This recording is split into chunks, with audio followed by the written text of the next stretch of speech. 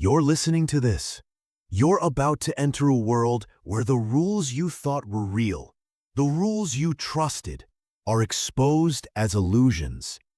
Today, I'm going to tell you the story of two fathers, one rich, one poor. Both brilliant, both influential. But only one understood the truth about money. A slow, mysterious beat. And if you stay with me till the end, your relationship with money will never, ever be the same again. Part 1. The two voices that shaped a life. I grew up with two powerful voices in my ear. One belonged to my real father, my poor dad. Educated, respected, a man the community admired. He believed in discipline, degrees, security, safe jobs, predictable income. He used to say, "Son, work hard, get a good job, and life will reward you." But the other voice belonged to my best friend Mike's father, my rich dad. He didn't believe in any of that. He didn't finish school. He didn't care about job titles. And he definitely didn't believe in safety. He says something that shook me the first time I heard it. The moment you depend on a paycheck, you surrender control of your life. A deep pause. Two fathers, two philosophies, both convincing, both confident, but only one of them understood how wealth really works. Part 2. The first test. One hot Saturday morning, Mike and I found ourselves sitting in the cramped, dusty office behind Rich Dad's store. Rich Dad looked at us with a strange intensity, the kind that makes a kid's heartbeat quicken. "So, you want to learn how to make money?" he asked. We nodded. Our voices barely made a sound. He leaned forward, and with the cold clarity of a surgeon, he said, "Good. Then you must long to be uncomfortable. Very uncomfortable." I didn't understand it then, but I felt a chill, a warning, a doorway opening into a world people rarely see. Part 3. The job that wasn't a job. Rich Dad made us work in his store for 10 cents an hour. 10 tiny cents. It felt like humiliation wrapped in sweat. We cleaned shelves. We carried boxes. We watched customers walk past like we were invisible. Every night, my poor dad's words echoed. "This is unfair. Quit. Demand your worth."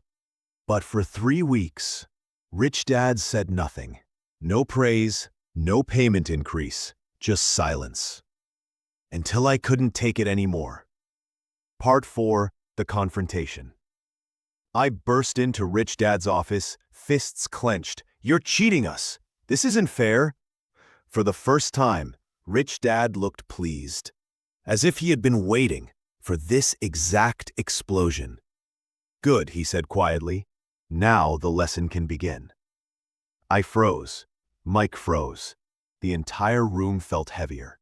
"Most people," he said, "let emotions control their lives. Fear of losing and desire for money. Jobs are traps built on those emotions."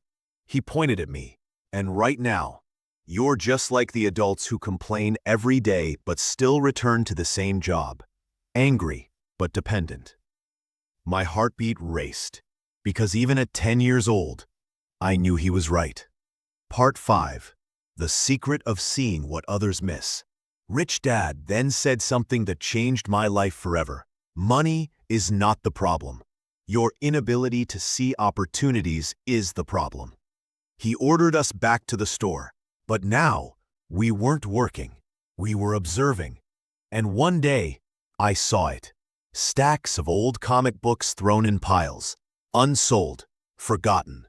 An idea sparked. What if we collected them and created our own comic library? Kids paid us 10 cents each for 2 hours of reading. Suddenly, we made more in a week than months of working. Rich Dad watched us silently until we reported our earnings. "Now," he said, "you understand. The rich don't work for money. They make money work for them." Part 6. The most dangerous belief. Years passed and Rich Dad taught us the most dangerous belief in the world. A high salary doesn't make you rich, it makes you comfortable. Comfort, he said, is the silent killer of ambitiity. Poor Dad believed the opposite. To him, a higher paycheck was success. Study hard, he said, and you'll be paid more. But Rich Dad shook his head. If your income rises but your money habits stay the same, you stay poor at a higher level. His words hit like thunder, because suddenly, everything society teaches you begins to look like a trap. Part 7. Assets versus Liabilities. One rainy afternoon, Rich Dad drew a simple sketch that separated the rich from the poor. A circle labeled assets, another labeled liabilities. The poor, he said, buy liabilities they think are assets. Big houses, shiny cars, useless upgrades. The rich, he continued, buy things that put money into their pockets, not things that take money out. It wasn't a lecture, it was a revelation. The world was divided into people who collect bills and people who collect cash flow. Part 8. The Trap of Fear. Rich Dad taught us that fear is the real barrier. Not the market, not the economy, not competition. Fear of losing, he said, is why most people never win. Fear of criticism, he continued, is why most people never start. Poor Dad was terrified of mistakes. Rich Dad welcomed them. He used to smile and say, failure is the price the universe charges for learning. Part 9. The Rise of Financial Intelligence. Financial literacy. That was Rich Dad's obsession. If you cannot read numbers, he warned, you are blind in the world of money.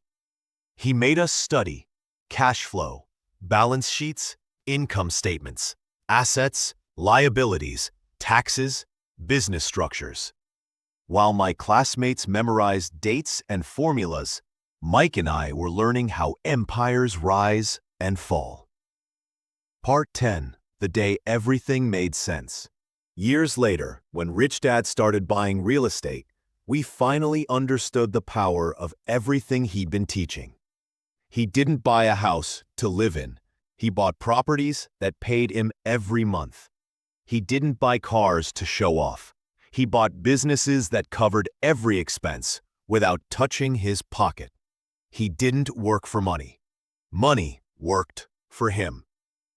And when I compared that to my poor dad's life, a painful truth emerged. Poor Dad earned more over time, but also spent more. More bills, more loans, more pressure. Rich Dad kept building systems until the systems paid for his entire life. Part 11. The Breaking Point. One evening, I watched my poor dad sit at the table, holding a stack of bills. He looked exhausted, defeated. Education is the key, son, he whispered. But his voice cracked. Meanwhile, Rich Dad was planning another investment. Calm, clear, calculating. That night, the contrast became too sharp to ignore. Two brilliant men. Two opposite results. Two different ways of thinking. Part 12. The Moment of Truth. When I finally asked Rich Dad, why do some people stay poor even when they work so hard? He didn't hesitate. Because they don't learn money, they obey it. Silence. Heavy. Real. Most people, he continued, spend their lives chasing money, never realizing money was designed to be their servant. That night, the contrast became too sharp to ignore. Two brilliant men, two opposite results, two different ways of thinking. When I finally asked Rich Dad, why do some people stay poor even when they work so hard? He didn't hesitate. Because they don't learn money, they obey it. Silence. Heavy. Real. Most people spend their lives chasing money, never realizing money was designed to be their servant. But only one of those choices gives you freedom. Part 14. The final realization. After years of living between two worlds, the truth finally crystallized. Poor Dad wasn't wrong. He was simply following the system he believed in. But Rich Dad, he wasn't following the system. He was outsmarting it. That is why one became financially free and one remained trapped. Ending hook. Leave them wanting more.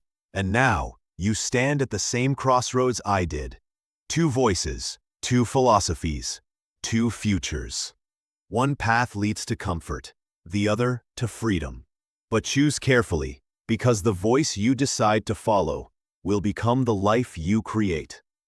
And if you want the next part of this journey, you know where to find me.